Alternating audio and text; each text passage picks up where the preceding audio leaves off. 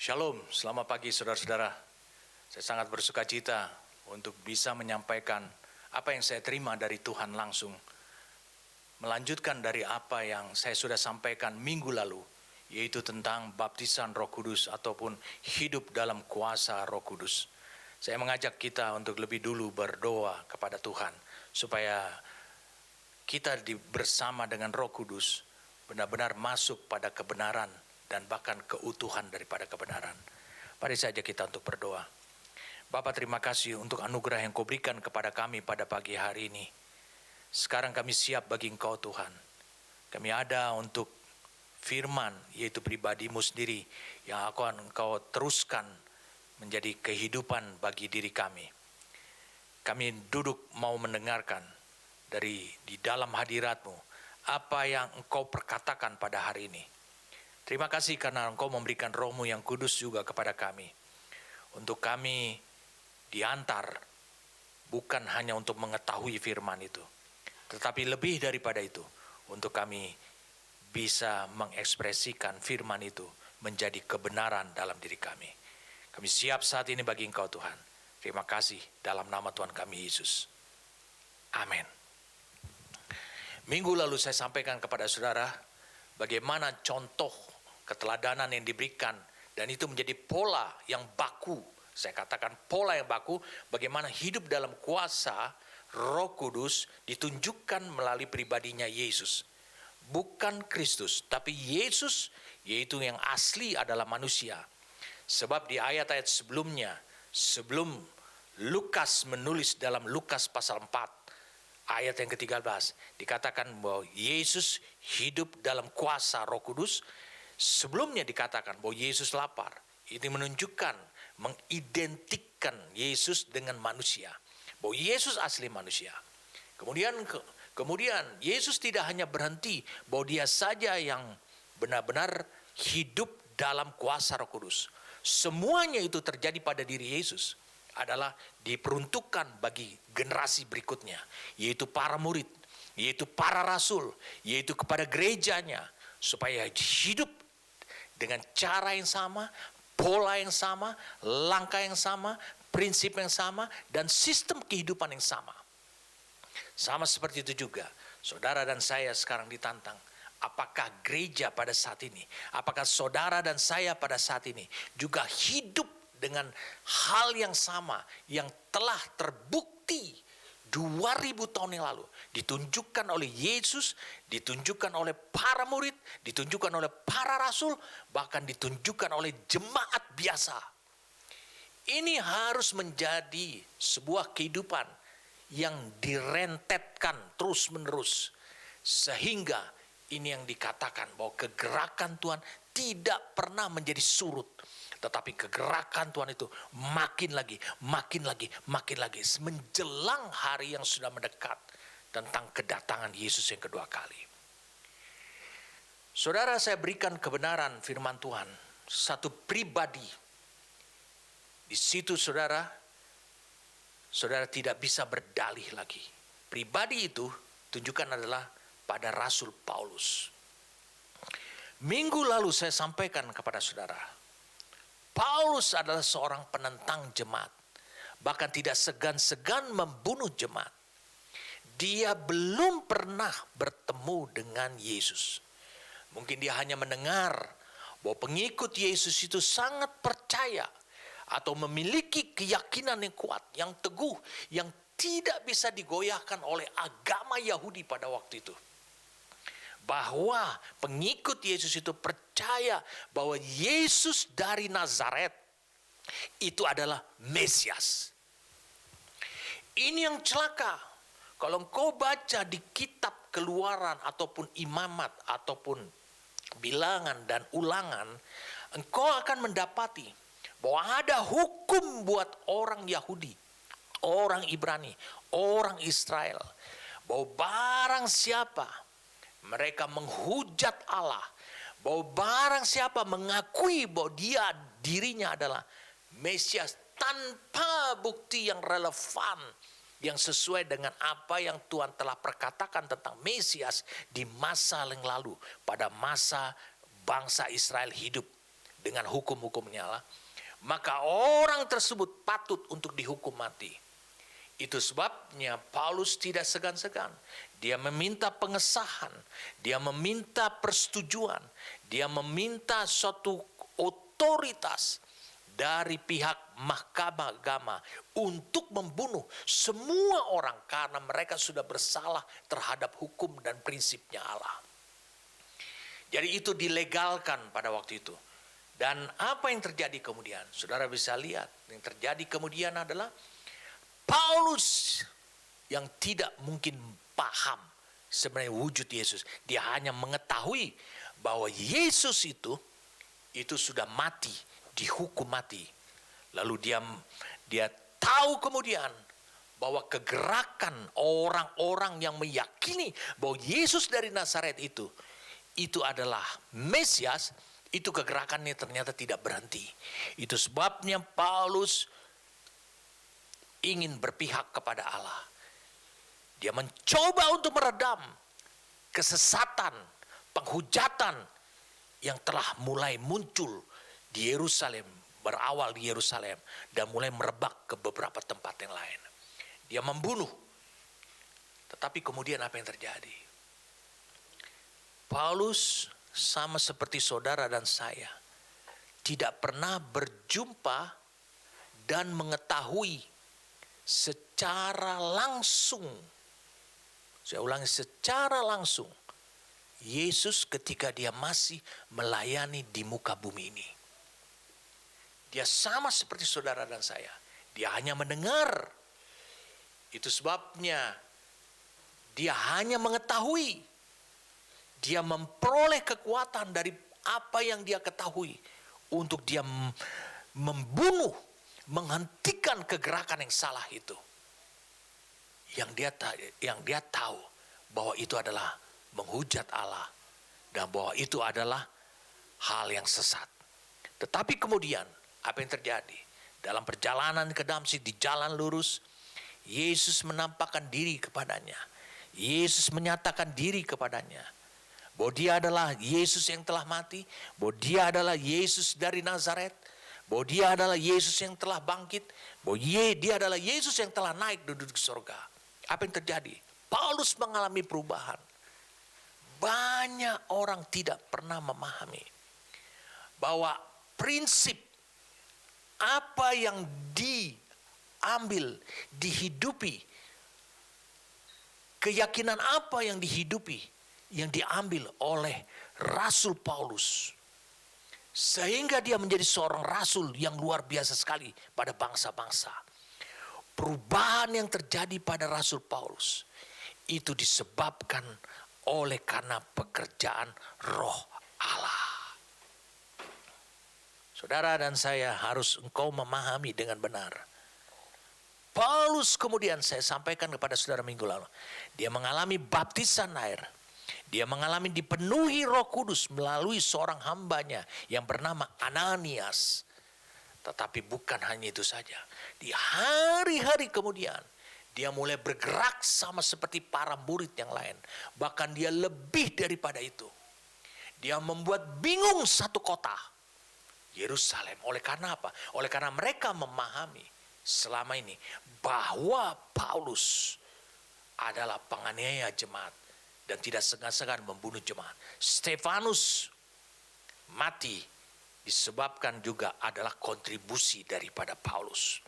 Dan apa yang kemudian terjadi? Ternyata mereka menemukan, mereka bingung setelah mereka melihat. Kebingungan mereka itu adalah manifestasi daripada masa lalu mereka, kehidupan jemaat yang mengenal Paulus.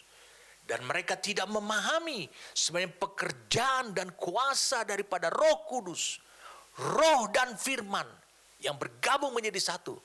Itu bisa mengubah apa yang tidak bisa diubah oleh manusia maupun sistem dunia ini. Itu sebenarnya yang terjadi pada dirinya Paulus. Kemudian apa yang kita lihat? Tidak berapa lama Paulus mulai bergerak, berjalan. Paulus mulai melayani. Dia bersama dengan Barnabas. Bahkan Roh Kudus mengatakan, khususkanlah bagiku Barnabas dan Saulus untuk satu pekerjaan yang lain. Ini menunjukkan bahwa Paulus dikendalikan oleh kuasa Roh Kudus. Kemudian apa yang terjadi? Suatu hari Paulus berkata bahwa dia akan berangkat ke Yerusalem. Dia tidak tahu apa yang terjadi. Lalu dia katakan dia menjadi tawanan roh. Saya sudah sampaikan kepada saudara minggu lalu, kepada kalian minggu lalu, Yesus dipimpin, saya ulangi, Yesus dipimpin oleh roh. Itu menggunakan kata bahasa Yunani adalah ago. G71. Ago artinya dituntun, dikekang, dipimpin menuju ke suatu tempat seperti binatang. Paulus waktu mengatakan bahwa dia adalah tawanan roh, dia seperti dibelenggu, dituntun oleh Roh Kudus. Itu yang menunjukkan bahwa dia hidup dalam kuasa Roh Kudus. Dia bukan hanya dikendalikan, tapi Roh Kudus yang dimiliki oleh Paulus adalah bukan Roh Kudus yang hanya memenuhi kehidupannya, tapi Roh Kudus dimiliki oleh Paulus tanpa batas lagi. Roh Kudus itu yang berkuasa penuh atas hidupnya. Roh Kudus itu yang akan membawa dia kepada tujuannya Allah. Orang-orang yang hidup seperti inilah dipastikan 100%, 200%, 300% akan sukses atau berhasil akan mencapai tujuan Allah.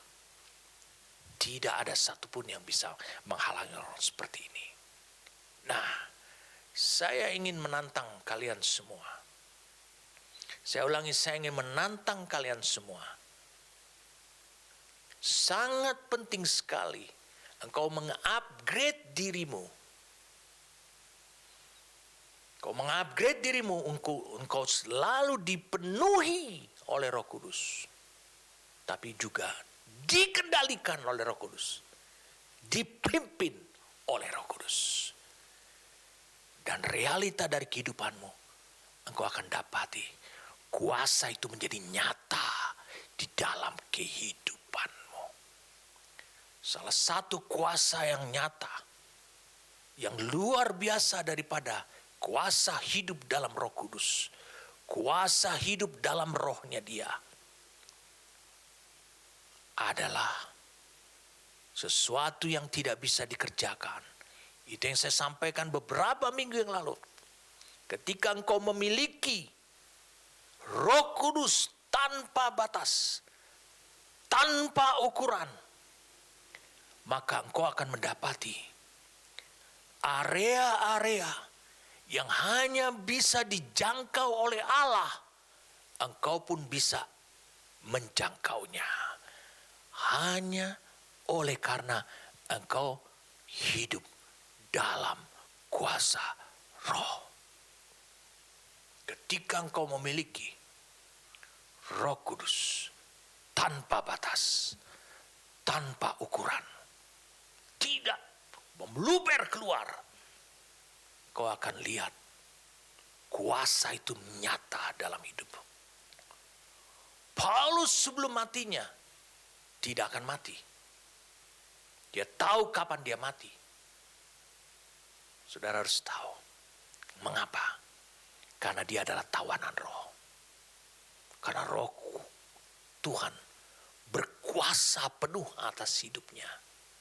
Dan ini tidak melanggar hukum kerja Allah yang menciptakan manusia. Dia ulangi, menciptakan manusia sebagai makhluk ciptaan dengan kehendak bebas. Tetapi orang-orang seperti ini, ketika mereka mulai lahir baru, hadirnya Roh Kudus memberikan diri mereka terus. Peranan bagi Roh Kudus terus. Peranan bagi Roh Kudus terus. Makin bertambah, sehingga orang seperti ini, suatu hari dia mengambil otoritas kehendaknya dan dia menggunakan kehendaknya untuk mengambil keputusan kehendak Allah saja. Peranan Roh Kudus sajalah yang mengambil alih seluruh hidupku. Itu karena dia yang memutuskan sendiri. Jadi Allah tidak melanggar hukum kerjanya. Bagaimana engkau bisa sampai pada titik itu? Engkau harus hidup oleh Roh, dipenuhi oleh Roh, dan kemudian dikendalikan oleh Roh. Dan satu hari ketika engkau sudah sampai di level dipimpin oleh Roh, dan kau terbukti bagi Allah sebagai Huios, maka engkau akan mendapati dirimu. Kuasa Allah itu nyata. Oleh karena sekarang Roh Allah itu tanpa batas, yang tanpa batas itu mulai menguasai hidupmu seluruh. Saya ingin kita lebih dahulu menyingkir dan jangan meninggalkan salah satu pemahaman yang selama ini saya dapati, ini adalah pemahaman yang salah. Ini adalah pemahaman yang keliru. Saya ingin bagikan hal ini supaya menjadi clear buat kita, saudara. Mari kita lihat nubuatan yang disampaikan oleh Yohanes Pembaptis. Saya ajak kita untuk bisa melihat Matius pasal yang ketiga.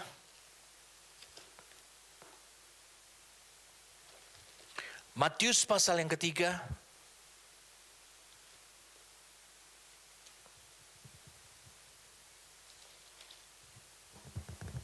Ayat yang ke-11. Aku membaptis kamu dengan air sebagai tanda pertobatan. Tetapi ia yang datang kemudian daripadaku atau sesudah aku. Dia bilang lebih berkuasa daripadaku. Dan aku tidak layak melepaskan kasutnya. Ia akan membaptiskan kamu dengan Roh Kudus dan api, atau dan dengan api. Saudara dan saya harus benar-benar clear terhadap pernyataan ini. Ada orang mengatakan demikian. Baptisan air, kemudian baptisan Roh Kudus, dan baptisan api. Kalau engkau membacanya, bahwa Yesus ini, Yesus yang sama, itu dia membaptis roh, dan dia tidak pernah membaptis air. Dia membaptis roh, dan membaptis dengan api. Ada banyak orang keliru melihat, berarti ada baptisan yang disebut dengan baptisan api. Silakan saudara boleh mendapatkan pengertian itu, memang karena tertulis demikian. Di Lukas pasal yang ketiga ayat 16 juga dikatakan sama. Aku membaptis kamu dengan air, tetapi yang lebih berkuasa daripadaku, ia akan datang dan membuka tali kasutnya pun aku tidak layak. Ia akan membaptis kamu dengan Roh Kudus dan dengan api. Dan dengan api. Wow, banyak orang mengatakan bahwa Yesus itu kapan dia membaptis dengan api? Kalau 2000 tahun yang lalu, itu adalah pekerjaan pencurahan oleh karena Yesus menerima Roh Kudus di sorga dari tangan Bapa, lalu dicurahkannya ke bumi ini. Saya ulangi, dicurahkan ke bumi ini. Berarti Yesus baru melakukan adalah baptisan Roh Kudus. Saya katakan saudara adalah, ini adalah pernyataan yang keliru. Ini adalah pernyataan yang keliru.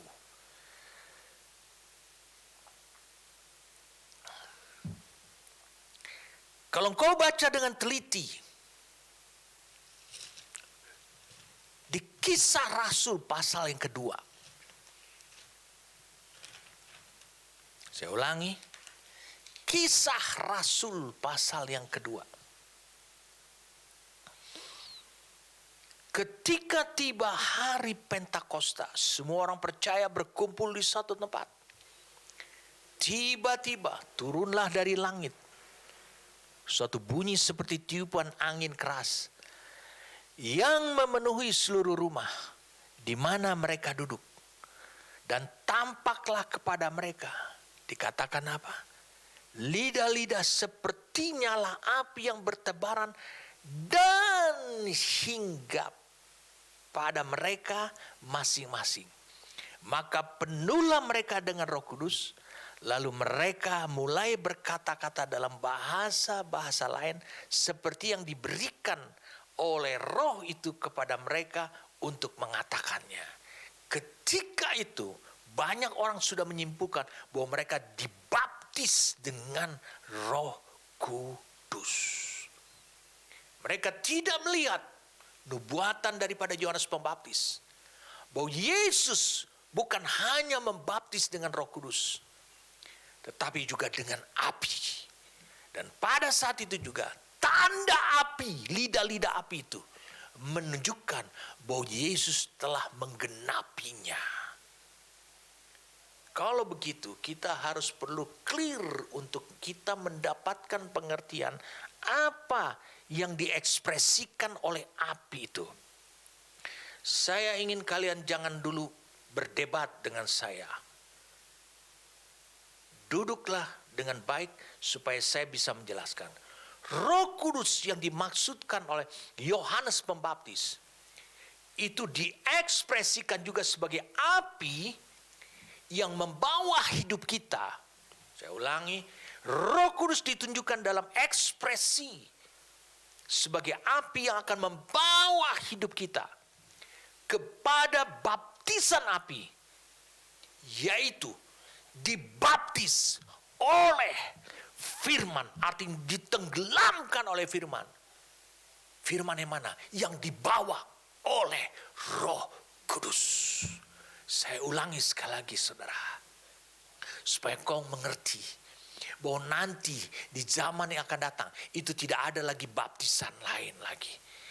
Baptisan api itu engkau terima ketika, saya ingin katakan, saya ulangi kalimat yang saya sudah tulis ini. Roh Kudus ditunjukkan dalam ekspresi sebagai api yang akan membawa kita, hidup saudara dan saya, kepada baptisan api, ditenggelamkan kepada api, yaitu dibaptis, ditenggelamkan oleh firman. Firman yang mana? Firman yang dibawa oleh Roh Kudus. Kunci yang paling penting, saudara menerima Roh Kudus. Kunci yang sangat menentukan yang kedua, saudara dibaptis Roh Kudus. Maka ketika engkau dibaptis Roh Kudus, maka saat itu juga engkau dibaptis oleh api. Oleh karena apa? Hidupmu tidak lagi memilih, hidupmu juga ditenggelamkan ke dalam firman yang dibawa oleh Roh Kudus itu sendiri. Mari saya ajak saudara untuk bisa melihat. Saya melihat, menyadari bahwa saudara, mari kita lihat Yeremia 23. Ayat yang ke-29.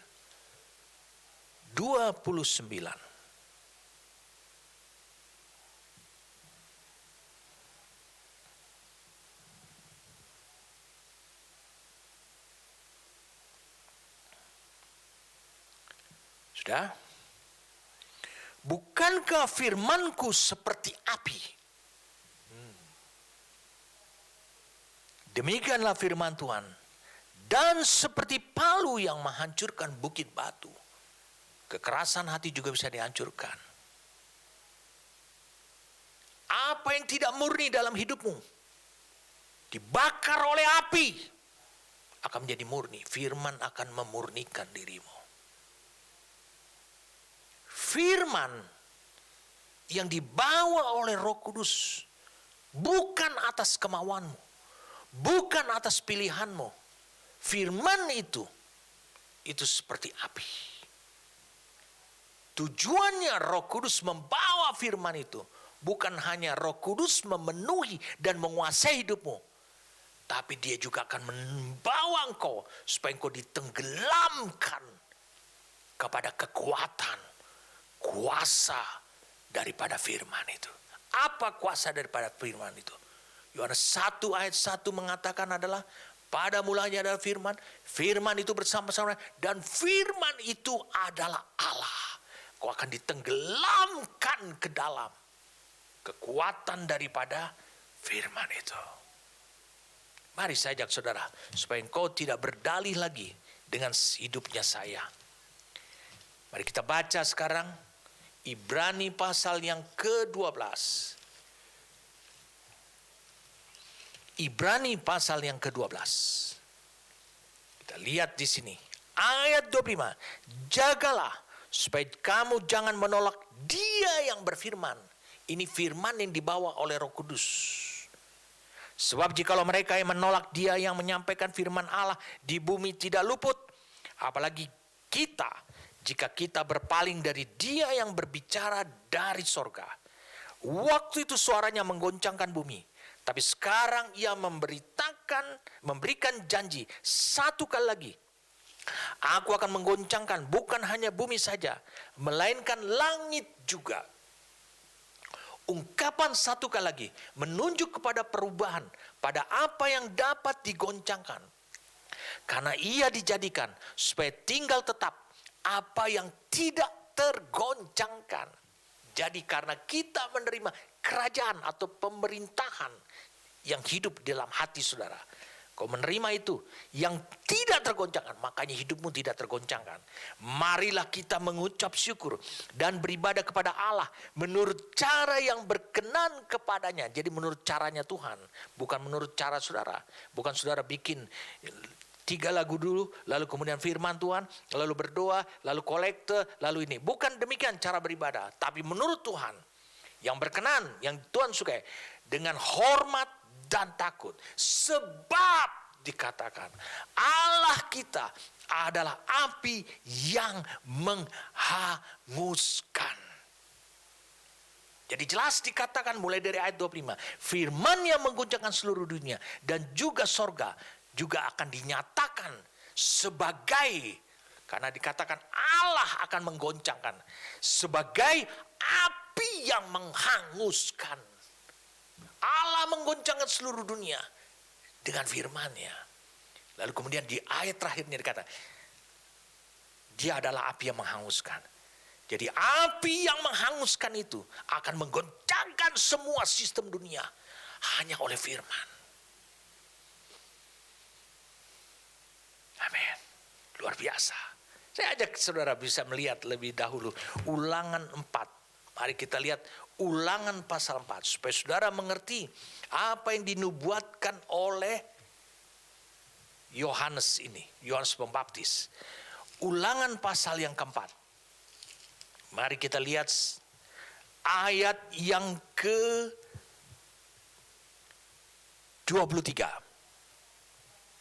Hati-hatilah supaya jangan kamu melupakan perjanjian atau ikat janji Tuhan Allahmu yang telah diikatnya dengan kamu dan membuat bagimu patung yang menyerupai apapun yang oleh Tuhan Allahmu dilarang kau perbuat. Jadi ada firman-Nya, Magaria. Sebab Tuhan Allahmu adalah api yang menghanguskan, Allah yang cemburu. Allah menjadi api oleh karena firman-Nya dilanggar. Jadi firman ini, engkau dibaptis oleh api, itu adalah engkau ditenggelamkan sehingga tidak ada lagi keberdayaan manusiamu dari kedaginganmu.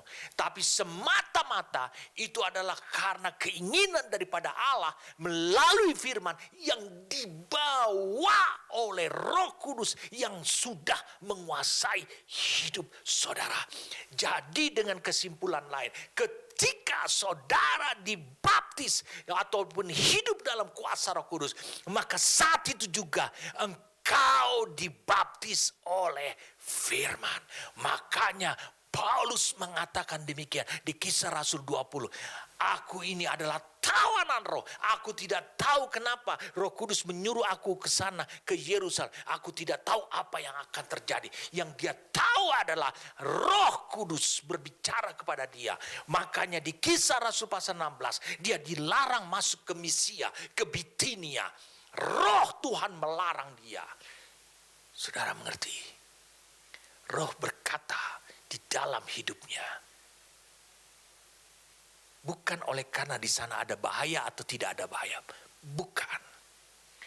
Itu yang menunjukkan hidupnya dibaptis oleh Roh Kudus dan api. Oke. Mungkin saudara masih bingung. Saya ingin bagikan pada saudara satu cerita di Perjanjian Lama. Saudara bisa menyiapkan Daniel pasal yang kedua. Tentang Nebukadnezar membakar Sadra, Mesa, dan Abednego di dalam api. Saya ingin tunjukkan pada kalian semua. Di ayat yang ke-19 mungkin. Kalau saudara baca dari ayat yang pertama, Daniel pasal yang ketiga. Raja Nebukadnezar membuat sebuah patung emas yang tingginya 60 hasta dan lebarnya 6 hasta yang didirikannya di dataran Dura di wilayah Babel. Lalu katanya, Raja Nebukadnezar menyuruh orang mengumpulkan para wakil raja, para penguasa, para bupati, dan para penasihat negara, para bendahara, para hakim, para ahli hukum, dan semua kepala daerah untuk menghadiri pentahbisan patung yang telah didirikan ini. Lalu berkumpullah para wakil raja, para penguasa, dan semuanya menghadiri pentahbisan patung yang telah didirikan Raja Nebukadnezar. Dan berserulah seorang bentara dengan suara beginilah, dititahkan kepadamu hai orang-orang dari segala bangsa, suku, bangsa, dan bahasa. Demi kamu mendengar bunyi sangkakala, seruling, kecapi, rebab, gambus, serdam, dan berbagai jenis bunyi-bunyian, maka haruslah kamu sujud menyembah patung yang telah didirikan Raja Nebukadnezar itu. Siapa yang tidak sujud menyembah akan dicampakkan seketika juga ke dalam perapian yang menyala-nyala. Ketika aturan mainnya dikatakan bunyi sangkakala, seruling, kecapi, rebab, gambus, serta serdam, dan berbagai jenis bunyi-bunyian. Ingat, di orang Babel, Persia, Media, semua bunyi musik-musik seperti ini, itu adalah penyembahan kepada Tuhan, kepada dewa. Kalau raja datang, maka cukup sangkakala. Tidak perlu seruling. Jadi, di sini ditahbiskan satu patung untuk menggambarkan satu image, satu rupa untuk menggambarkan bahwa Nebukadnezar itu setara dengan Tuhan. Itu maksudnya. Sebab itu demi segala bangsa mendengar bunyi sangkakala, seruling, kecapi, rebab, gambus, dan berbagai-bagai jenis bunyi-bunyian, maka sujudlah orang-orang dari segala bangsa, suku, bangsa, dan bahasa, dan menyembah patung emas yang telah didirikan Raja Nebukadnezar itu. Dan akhirnya didapati bahwa orang-orang mendapati ketika semua alat-alat musik itu ditiup, dibunyikan, Sadra, Mesa, Abednego, yaitu pejabat di Babel pada saat itu. Oleh karena Daniel yang mengusulkan kepada Nebukadnezar untuk mengangkat ketiga orang ini menjadi bupati atau kepala wilayah pemerintahannya Nebukadnezar di wilayah Babel. untuk menjadi pemimpin kepala daerah. Ternyata mereka mendapati pejabat tidak menunjukkan keteladanan yang taat terhadap titah raja. Mereka tidak menyembah. Saudara bisa baca itu di ayat 12-nya. Lalu kemudian apa yang terjadi? Mereka menangkap, raja sangat marah sekali. Lihat ayat 13. Sesudah itu Nebukadnezar memerintahkan dalam marahnya untuk membawa Sadrah, Mesah, dan Abednego menghadap. Setelah orang-orang itu dibawa menghadap raja dan seterusnya. Lalu apa jawab Sadrah, Mesah, dan Abednego? Lalu Sadrah, Mesah, dan Abednego di ayat 16-nya. Menjawab Raja Nebukadnezar, tidak ada gunanya kami memberi jawab kepada tuanku dalam hal ini. Dia bilang begini, ini adalah bahasa diplomatnya mereka bertiga. Jika Allah yang kami puja, berarti mereka masih memuja Allah. Mereka bukan menyembah Allah yang baru yang disebut adalah rupanya adalah rupa Nebukadnezar. Jika Allah yang kami puja sanggup melepaskan kami, maka ia akan melepaskan kami dari perapian yang menyala-nyala itu dan dari dalam tanganmu ya Raja. Tetapi seandainya tidak, hendaklah tuanku mengetahui ya Raja, bahwa kami tidak akan memuja, dia bilang, dewa Tuhanku, dan tidak akan menyembah patung emas yang tuanku dirikan itu. Satu kesalahan, saya ulangi, satu kesalahan Nebukadnezar dalam hal ini ketika dia marah, itu marah seperti api.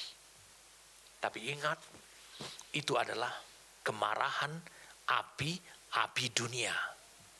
Kemarahan saudara itu adalah api yang berasal dari neraka, api yang berasal dari dunia. Tapi apa yang terjadi? Kita lihat ayat 19.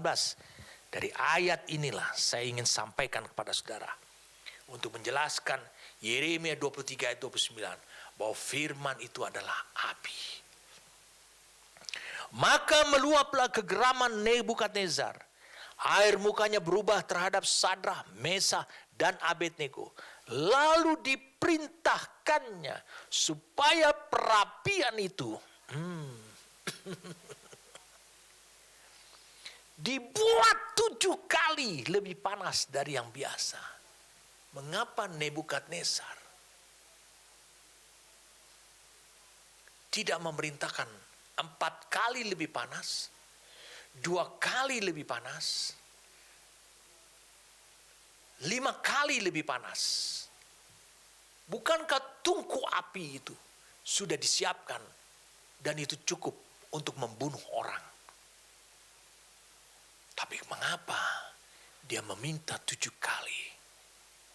Karena Nebukadnezar ingin mengambil angkanya Tuhan untuk membuktikan bahwa dia sejajar dengan Allah orang Ibrani.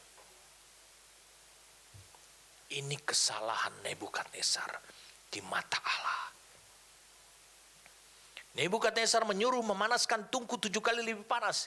Ini artinya Nebukadnezar ingin disembah setelah nanti terbukti sebagai Tuhan bagi bangsa Israel. Karena angka 7 dia tahu itu adalah angka milik Allah. Kita kembali lagi kepada Ibrani 12. Kita kembali lagi kepada Yeremia 23 yang saya sudah sampaikan kepada saudara.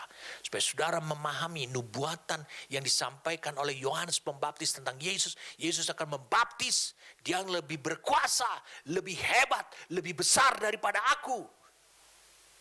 Pelayanannya lebih besar. Pribadinya lebih besar daripada aku.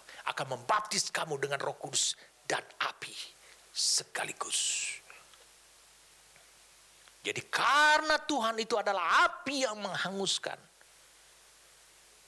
saudara bisa lihat, maka tampaklah ketika api itu sudah dipanaskan 7 kali, itu bukan lagi api yang lama. Allah turun dari sorga mengatakan, sekarang api itu adalah milikku. Karena apa? Karena sudah 7 kali. Ini bukan lagi milik orang dunia. Ini bukan lagi milik siapapun juga. Tapi itu adalah milikku. Maka ketika Sadrak, Mesakh, Abednego dimasukkan ke dalam, mereka mendapati ada 4 orang.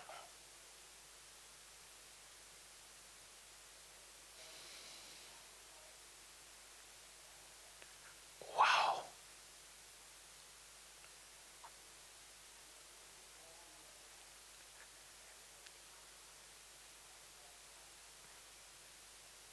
Ayat 24. Ayat 23. Tetapi ketiga orang ini, yaitu Sadrak, Mesakh, dan Abednego, jatuh ke dalam perapian menyala-nyala itu dengan terikat. Kemudian terkejutlah Raja Nebukadnezar, lalu bangun dengan segera.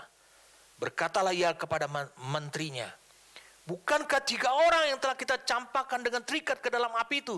Jawab mereka kepada raja, benar ya raja. Katanya, tetapi ada 4 yang kulihat.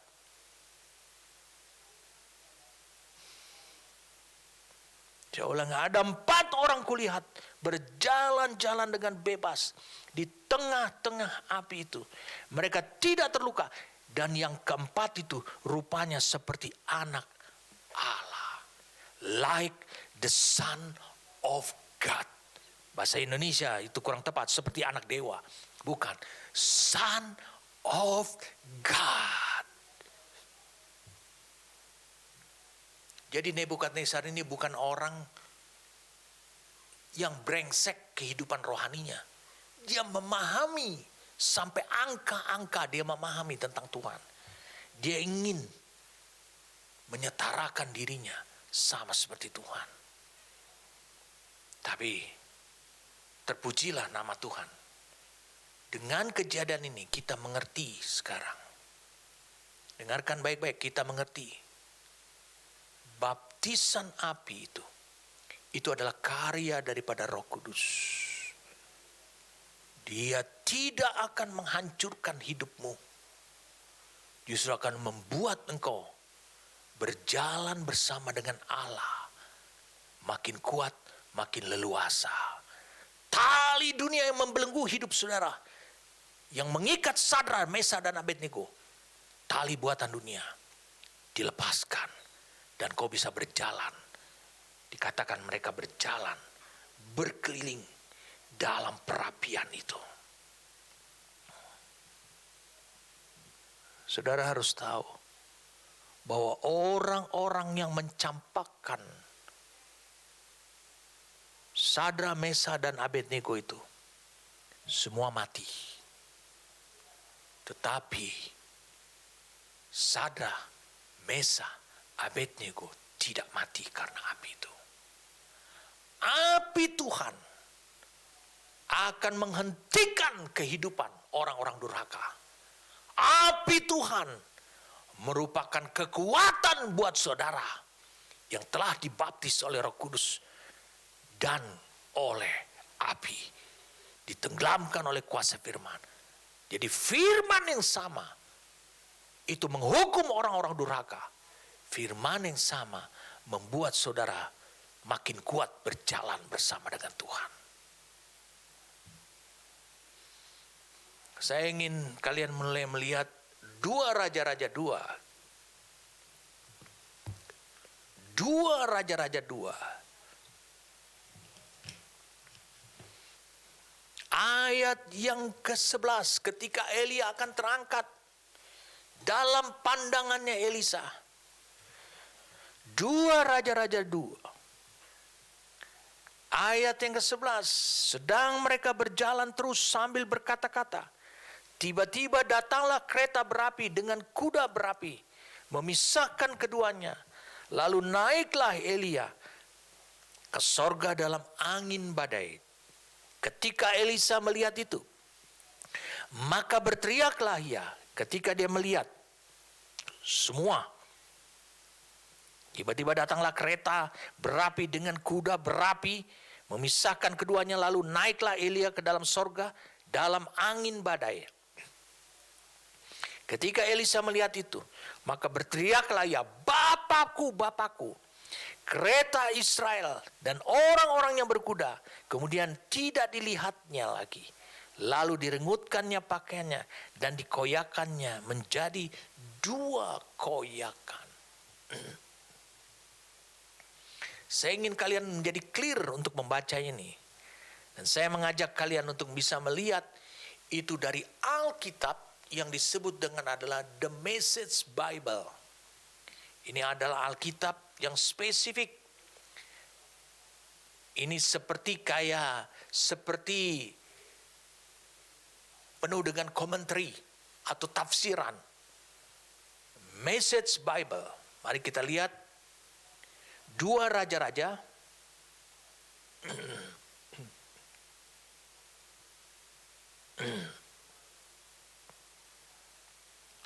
pasal yang kedua,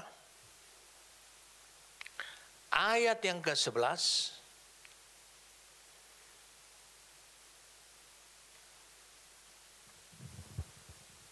dan ayat yang ke-12. Kita lihat dari The Message Bible. Ayat yang 11 mengatakan, and so it happened.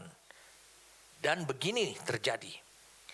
They were walking along and talking. Mereka berjalan dan berbicara.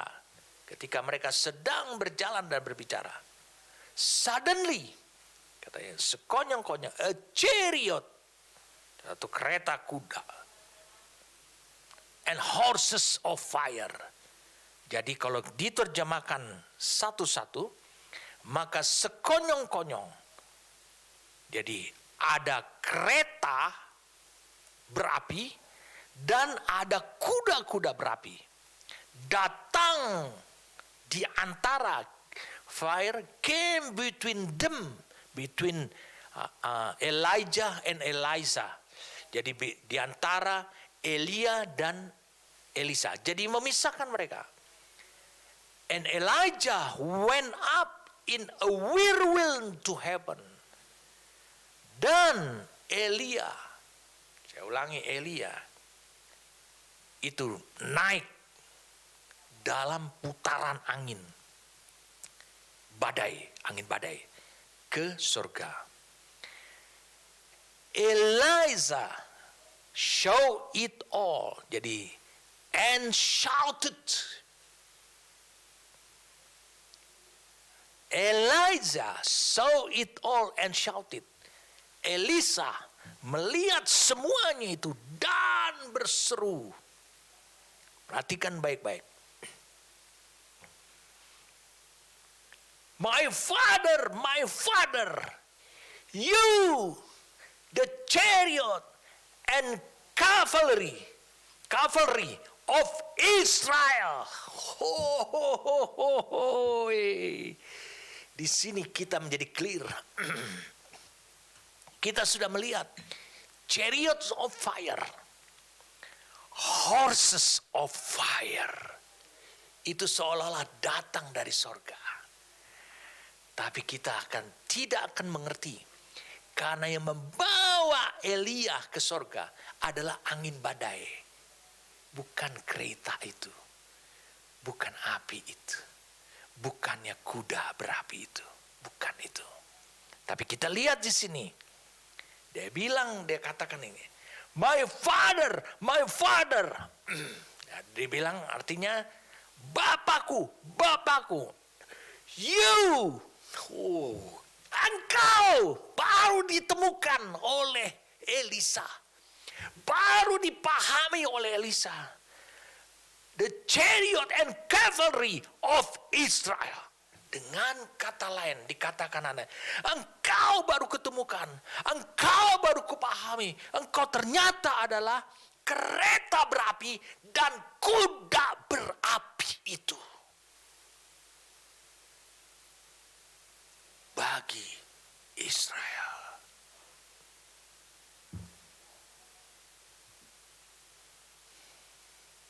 Tidak ada banyak gambar yang salah. Selalu mengungkapkan pemahaman yang demikian. Elia naik ke kereta itu. Bukan. Elisa melihat. Elia mengapa layak ke sorga? Karena wujud Elia selama hidup di tengah-tengah Israel adalah api. Dia adalah api, wujud api Allah sendiri. Dia adalah wujud daripada firman Allah. Makanya apa yang dia katakan itu tergenapi. Waktu dia berseru kepada orang Israel, Israel hidup pada masa itu hanya kecuali Yehuda yang hidup benar. Israel hidup dalam ketidakbenaran karena roh Isabel.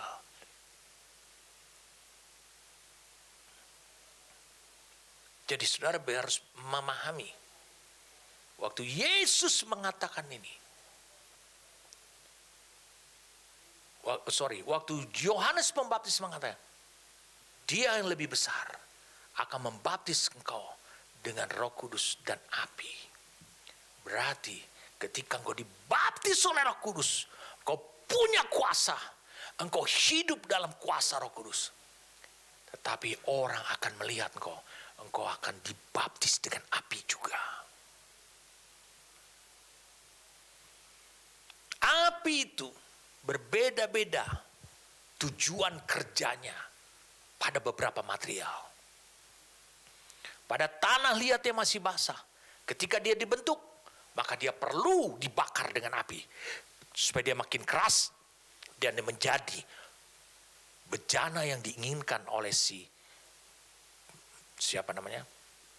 tukang penjunan itu untuk menjadi keramik dibakar.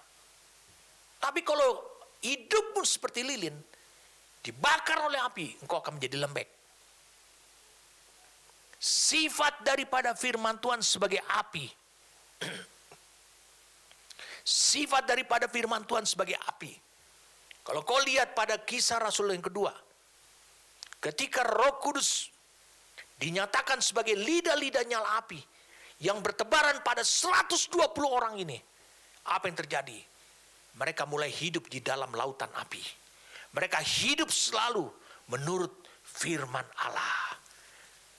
Bukan hanya Roh Kudus yang menggerakkan mereka, tetapi mereka bergerak oleh karena firman yang dibawa oleh Roh Kudus itu menjadi langkah-langkah buat hidup mereka. Dengarkan saya, kau akan bisa menemukan, nanti saya akan berikan ayatnya. Tapi ingat ini, firman Allah itu seperti api yang dapat membakar dan menyebabkan rasa sakit. Dia membakar hidup saudara dan juga menyebabkan rasa sakit. Itu bagi orang-orang yang belum memiliki dimensi Allah sebagai api dalam dirinya, dia akan merasakan. Itu sangat menyakitkan. Tapi firman Allah itu juga, itu dapat melelehkan logam yang keras seperti apapun juga. Apapun juga hidup saudara, sekeras apapun juga hidup saudara. Tapi kalau engkau mengizinkan Roh Kudus membawa firman yang dibawa untuk menenggelamkan saudara kepada kekuatan daripada firman itu, sekeras apapun juga kehidupanmu akan berubah. Siapa yang demikian? Paulus. Firman Allah itu juga seperti api yang dapat memurnikan benda-benda yang tidak murni. Saya ingin kalian melihat Maleakhi pasal yang ketiga. Bagaimana firman Allah itu membaptis hidup saudara. Tapi firman yang sama itu juga membuat orang dunia itu dihukum. Maleakhi, mari kita lihat. Maleakhi pasal yang ketiga. Kita mulai dari ayat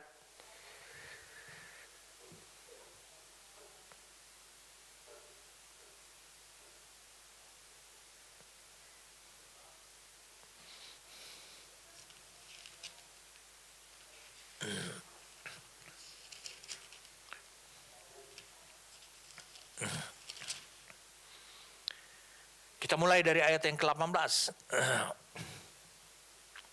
Maleakhi pasal yang ketiga.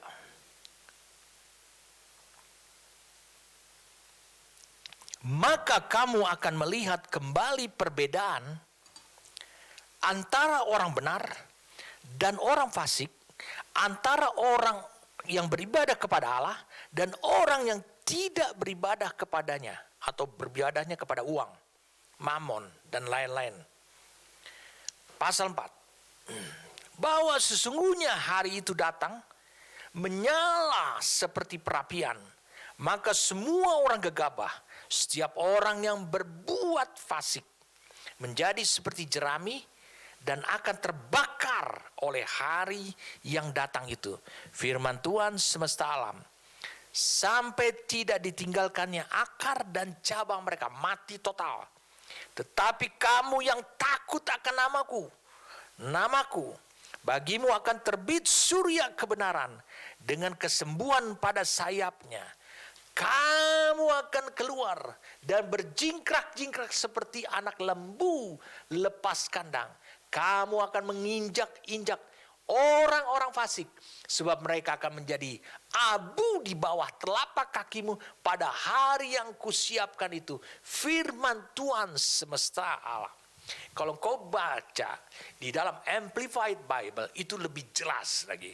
Then shall you return and discern between the righteous and the wicked, between him who serve God and him who does not serve him. For behold, the day comes, akan datang, ketika firman Tuhan akan menghukum semuanya, akan menggoncangkan semua, akan membuktikan saudara ini jerami atau saudara ini orang benar. Behold, the day comes that shall burn like an oven, seperti oven. And all the proud and arrogant, sama seperti ini. Ini yang proud dan arogan ini adalah Nebukadnezar. Yes, and all that do wickedly and are lawless shall be stubble. The day that comes shall burn them up, says the Lord of hosts, so that it will leave them neither root nor branch. Apalagi batang. But unto you revere and worshipfully fear my name, and shall the Son of Righteous rise, with healing in his wings, in his beams, and you shall go forth and gambol like calf released from the stall, and live for the joy. And you shall tread down the lawless and wicked, for they shall be ashes under the soles of your feet in the day that I shall do this, says the Lord of hosts. Saya terjemahkan bebas buat saudara. Kemudian engkau akan kembali dan memahami antara yang benar dan yang jahat, orang yang benar dan orang yang tidak mau hidup benar, antara yang melayani Tuhan dan yang tidak melayani Dia. Yang tidak melayani Dia berarti dia lebih banyak melayani diri sendiri. Karena lihatlah, akan datang harinya, akan terbakar seperti oven semua yang angkuh dan sombong, ya, dan semua yang melakukan kejahatan dan melanggar hukum akan menjadi tunggul atau jerami. Hari yang akan datang akan membakar mereka, kata Tuhan semesta alam. Siapa yang membakar mereka? Gak ada api belerang seperti Sodom dan Gomora lagi, tapi firman akan membuat mereka tidak tahan untuk hidup dengan pemerintahan Allah yang akan terjadi pada sistem dunia ini. Sistem dunia akan ditelan dengan sistemnya pemerintahan Allah. Dan mereka-mereka yang tidak benar selama ini tidak tahan. Tetapi bagi engkau, semesta alam, sehingga tidak ada yang tinggal baik akar atau cabangnya. Tetapi bagi engkau yang menghormati dan menyembah serta takut akan namaku, maka matahari kebenaran akan muncul dengan kesembuhan oleh sayapnya dan baloknya, dan kau akan maju dan melompat-lompat seperti anak sapi dilepaskan dari kandang, karena melompat kegirangan. Ada kemerdekaan yang luar biasa, ada energi yang besar sekali. Api itu juga, itu seperti energi. Api itu juga dalam ilmu fisika disebut adalah energi juga. Dan kau dikatakan akan menginjak-injak mereka yang durhaka dan jahat, karena mereka akan menjadi abu di bawah telapak kakimu pada hari aku akan melakukan ini, kata Tuhan semesta alam. Bagaimana Tuhan akan melakukan ini sehingga orang-orang jahat akan ada di bawah kekuasaan daripada orang-orang benar. Bagaimana ini akan? Ini adalah penggenapan dari Efesus pasal yang pertama. Mari kita lihat sama-sama Efesus pasal yang pertama. Supaya saudara, saya sangat bergairah untuk menjelaskan pada saudara sekarang. Mari kita lihat, bukankah kita sedang belajar tentang dipenuhi atau hidup dalam kuasa Roh Kudus. Efesus pasal yang pertama, ayat yang mari kita lihat ayat yang ke-18. Mari kita lihat. Ini doa Rasul Paulus kepada jemaat di Efesus. Dan supaya ia menjadikan mata hatimu terang. Wow, luar biasa. Agar kamu mengerti pengharapan apakah yang terkandung dalam panggilannya. Betapa kayanya kemuliaan bagian yang ditentukannya bagi orang-orang kudus. Dan betapa hebat kuasanya bagi kita yang percaya. Sesuai dengan kekuatan kuasanya. Yang dikerjakannya. Nyanyi ini kita harus tahu siapa. Di dalam Kristus dengan membangkitkan dia dari antara orang mati. Kita sudah temukan siapa dia. Ini adalah kuasa Roh Kudus. Yang membangkitkan dia dari antara orang mati. Dan menundukkan dia di sebelah kanannya di surga. Jauh lebih tinggi dari segala pemerintahan. Dan penguasa. Dan kekuasaan. Dan kerajaan. Dan tiap-tiap nama yang dapat disebut. Bukan hanya di dunia ini saja. Melainkan juga di dunia akan datang. Dan segala sesuatu telah diletakkannya di bawah kaki Kristus. Dia yang telah disebut Yesus manusia. Oleh karena pekerjaan Roh Kudus. Hidup dalam kuasa Roh Kudus. Maka dia dibangkitkan. Maka dia dinaikkan. Maka dia diberikan posisi jauh lebih tinggi dari segala pemerintahan. Lalu kemudian ternyata oleh Roh Kudus yang sama juga. Dikatakan apa di sini? Dikatakan gitu. Jauh lebih tinggi dari segala pemerintahan. Dan penguasa.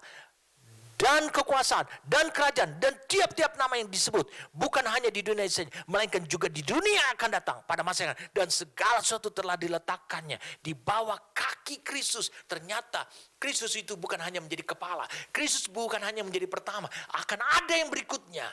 Yang dikerjakan oleh Roh Kudus. Sehingga tubuh Kristus itu pun sama karena pekerjaan Roh Kudus. Dan akhirnya tubuh itu juga memiliki kaki. Dan segala sesuatu diletakkan di bawah kaki Kristus. Dan dia telah diberikan kepada jemaat sebagai kepala dari segala yang ada. Siapa yang diletakkan di bawah kaki Kristus itu? Adalah segala pemerintahan yang jahat. Segala penguasa yang jahat. Segala kekuasaan yang jahat. Segala kerajaan yang jahat. Dan tiap-tiap nama yang dapat disebutkan yang jahat. Yang tidak menyembah Allah. Yang tidak mengikuti sistem Allah. Itu yang akan terjadi. Itu yang sedang dikerjakan oleh Roh Kudus. Itu sebabnya dikatakan di dalam Amplified Classic Bible ini. Dan kau akan menginjak-injak mereka yang durhaka dan jahat. Karena mereka akan menjadi abu di bawah telapak kakimu. Engkau tidak berdaya di bawah telapak kakimu. Ini akan menjadi realita. Karena apa? Karena Roh Kudus Paulus mempertegas. Bagaimana Roh Kudus ini bekerja pada diri Yesus. Dengan dia membawa firman. Saya ulangi. Membawa firman. Sebab apa? Sebab Maleaki mengatakan itu adalah firman. Api itu adalah perwujudan, adalah roh dan firman yang dibawa, firman yang dibawa oleh Roh Kudus itu. Diwujudkan di dalam hidup saudara. Itu akan membawa pemerintahan yang jauh lebih tinggi daripada pemerintahan orang-orang jahat di dunia. Jangan kau berpikir bahwa Presiden Amerika Serikat itu adalah pemerintahan yang tertinggi di dunia. Itu pun mereka akan dibawa, akan bertekuk lutut kepada satu pemerintahan baru yang sekarang sedang Allah bangun di dalam tubuhnya yang disebut gerejanya, tubuh Kristus itu sedang Allah bangun. Itu sebabnya engkau dibaptis oleh Roh Kudus, dan sekaligus Dia akan mengerjakan oleh firman-Nya itu, mewujudkannya. Supaya apa? Supaya ketika api Tuhan akan menghanguskan mereka yang durhaka, mereka akan seperti abu ada di bawah telapak kakimu. Mereka tetap hidup, menjalani kehidupan seperti biasa, tapi mereka tidak berdaya terhadap kekuatan dan kuasa daripada pemerintahan Allah. Jadi baptisan roh dan api itu membuat firman pada Maleakhi pasal 4 ayat yang ketiga itu menjadi kenyataan. Oleh karena pekerjaan Roh Kudus di dalam hidup saudara yang membaptis saudara, Dia akan melanjutkan kehidupan saudara supaya satu hari saudara menjadi pribadi yang dibakar tidak akan terbakar. Mari kita lihat sama-sama. 2 Petrus pasal yang ketiga supaya saudara mengerti mengapa kehidupan ini semua akan terbakar. Apakah hanya orang jahat yang menurut ukuranmu yang akan terbakar? Tidak, ada lagi yang lain. Saya ulangi, ada lagi yang lain. Termasuk adalah bagian dari kehidupanmu juga akan terbakar. Dengarkan saya, mereka yang telah dibaptis oleh Roh Kudus, kau harus tahu Roh Kudus terus berkarya. Sekarang kau memiliki karya, memiliki Roh Kudus tanpa batas dan tanpa ukuran. Dia berkarya dalam hidupmu untuk menjadikan engkau itu menjadi seperti api. Sehingga ketika api yang mana? Api yang 7 kali lebih panas dari api dunia yang dibuat oleh dunia.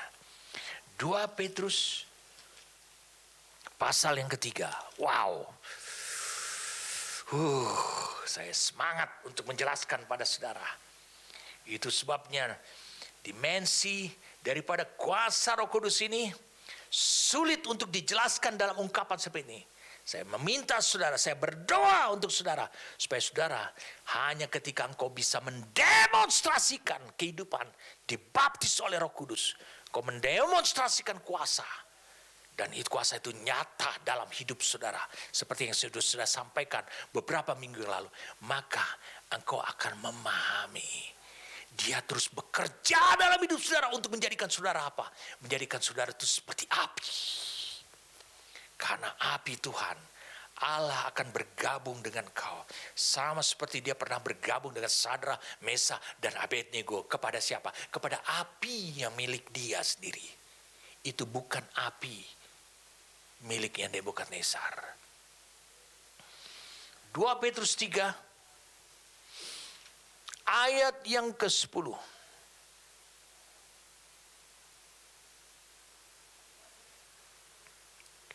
Kita baca ayat yang ke-9. Saya pikir perlu ayat yang ke-9.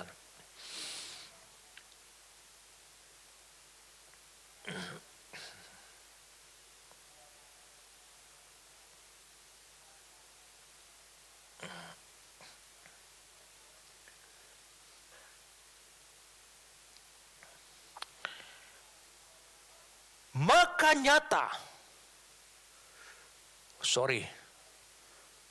Saya pikir kita baca ayat 8. Mulai dari ayat 8.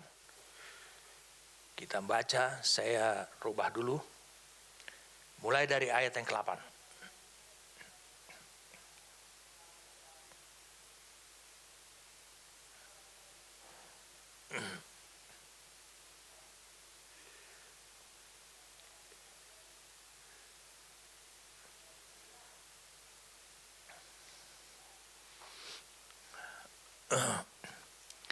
Sebab orang benar ini tinggal di tengah-tengah mereka, maksudnya adalah Lot.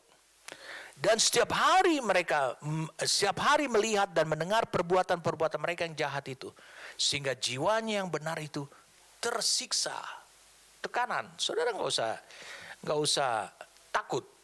Maka nyata bahwa Tuhan tahu menyelamatkan orang-orang saleh dari pencobaan dan tahu menyimpan orang-orang jahat untuk disiksa pada hari penghakiman. Terutama mereka yang menuruti, dikatakan apa? Menuruti hawa nafsu. Saya ulangi, menuruti hawa nafsunya karena ingin mencemarkan diri dan yang menghina pemerintahan Allah. Mereka begitu berani dan angkuh sehingga tidak segan-segan menghujat kemuliaan. Jadi sangat terang benderang perbedaannya dengan kehidupan. Sekarang kita lihat 2 Petrus pasal 3. Tadi 2 Petrus pasal 2, ini ayat penekanan kita. 2 Petrus pasal yang ketiga.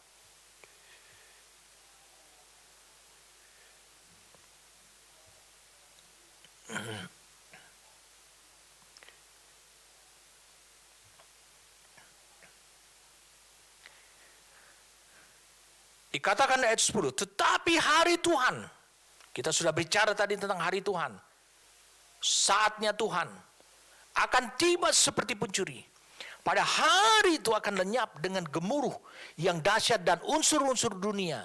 Dikatakan ada unsur-unsur dunia, elemen dunia akan hangus dalam nyala api, dan bumi dan segala yang ada di atasnya akan hilang lenyap. Baptisan Roh Kudus menyiapkan saudara. Saya ulangi, baptisan Roh Kudus menyiapkan saudara untuk suatu penggenapan. Efesus 1 ayat 23. Segala sesuatu akan diletakkan di bawah kaki Kristus. Segala sesuatu akan diletakkan di bawah kaki gerejanya. Baptisan Roh Kudus untuk menyiapkan saudara pada Maliaki 4 ayat yang ketiga. Saudara tahu kau akan menginjak mereka yang durhaka dan jahat. Untuk itu Allah sendiri akan melakukan seleksi untuk membuktikan mana yang jahat. Semua yang mengandung elemen dunia. Kalau engkau membangun hidupmu dari unsur-unsur dunia, saya ulangi, unsur dunia, maka itu akan terbakar juga. Jadi dikatakan apa? Siapa yang akan terbakar? Yang akan terbakar adalah mereka yang mengandung unsur dunia. Tapi mengapa? Saya ulangin. Mengapa ada yang tidak terbakar? Yang disebut dengan orang benar. Yang disebut dengan orang saleh. Mengapa tidak terbakar? Karena seluruh hidupnya telah ditenggelamkan di dalam firman yang dibawa oleh Roh Kudus. Dan firman itu adalah api yang menghanguskan. Sama seperti Sadrah, Mesah, dan Abednego. Dia tetap pada pendiriannya. Dia tidak menginginkan ada sedikit pun juga ada unsur-unsur, saya ulangi, unsur-unsur dunia melekat. Meskipun dia telah memiliki jabatan, meskipun dia telah diangkat oleh Raja Nebukadnezar atas usul Daniel sendiri, meskipun dia memiliki kesempatan, dia tidak mau. Itu sebabnya dikatakan, oh Nebukadnezar, kami tidak ingin berdebat lagi. Kami tidak ingin berdiskusi lagi. Sudah jelas, jikalau Allah, saya ulangi, yang kami sembah tidak akan menolong kami, kami tetap tidak akan berubah. Apa artinya menurut Nebukadnezar, menurut Sadrah, Mesah, dan Abednego? Artinya mereka bertiga ini mengenal Allah adalah api yang menghanguskan. Karena Allah tidak perlu menolong kami. Dia telah menyiapkan kami menjadi sama seperti Dia. Dia tidak butuh pertolongan Tuhan. Saya ulang, dia tidak butuh pertolongan Tuhan. Kalau aku menjadi sama seperti Dia. maka aku tidak akan pernah binasa. Karena Allah melalui apinya, yaitu firman-Nya, untuk membinasakan, untuk melakukan perbedaan. Supaya dunia tahu, supaya Allah juga tahu mana yang dibangun atas unsur dunia, mana yang dibangun oleh firman-Nya sebagai firman api. Itu sebabnya sangat penting sekali. Ketika engkau dibaptis oleh Roh Kudus, jaga motivasi hatimu, jaga sikap hatimu, pendirian hatimu, pikiran hatimu. Itu sebabnya sangat berjaga-jaga. Rasul Paulus mengingatkan kita untuk hal seperti itu. Jaga sesuai dengan firman-Nya. Karena apa? Karena engkau selalu mengizinkan firman yang adalah api untuk memurnikan dirimu. Maka suatu hari Allah akan menghukum semua kehidupan di dunia ini tanpa terkecuali.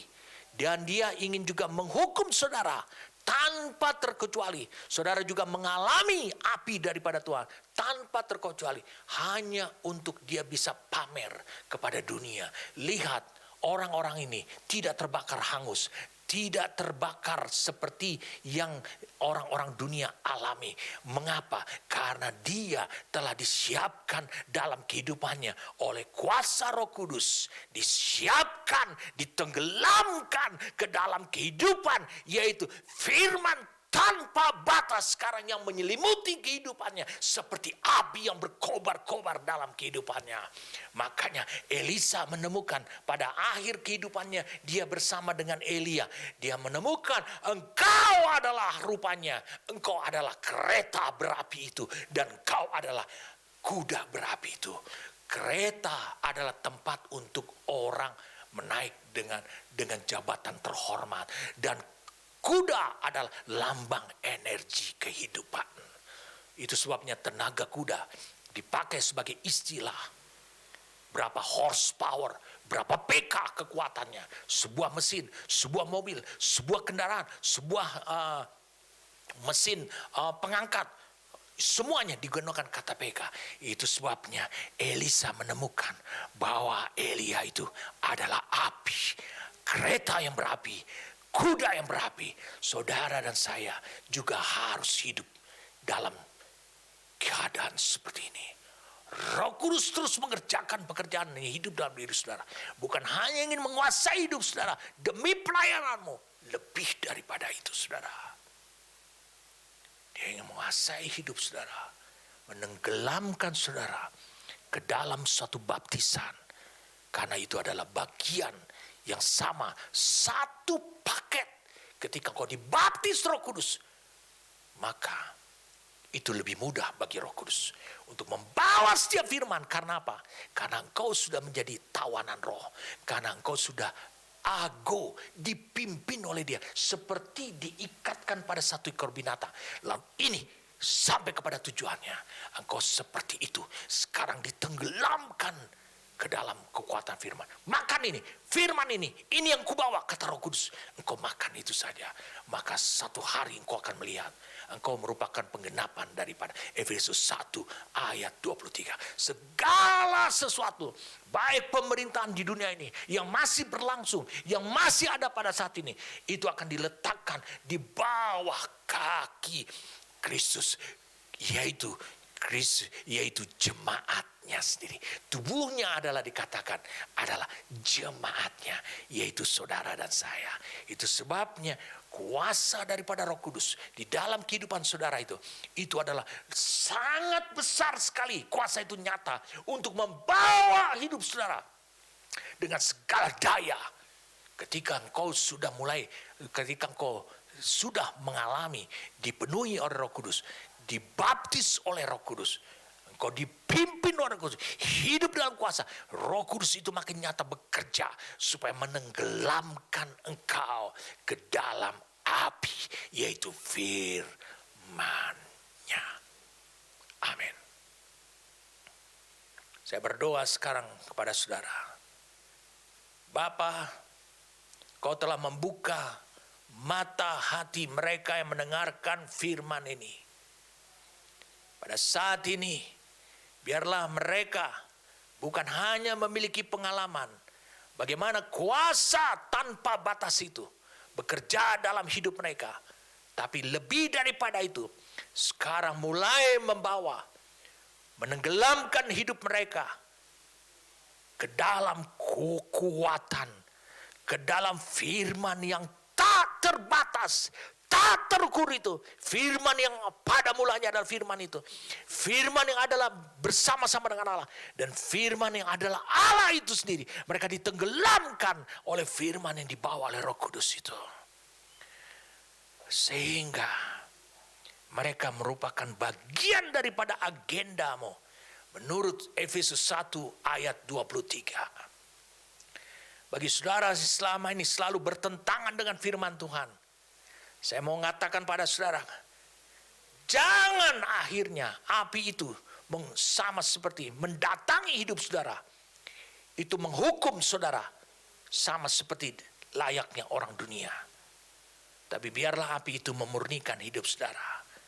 Membuat kerikil-kerikil, membuat hal-hal yang tidak murni itu terungkap. Saudara menjadi murni. Bahkan saudara menjadi makhluk yang makin bahagia hidupnya. Manusia yang makin bersuka cita. Oleh karena api Tuhan itu terus membakar setiap hari.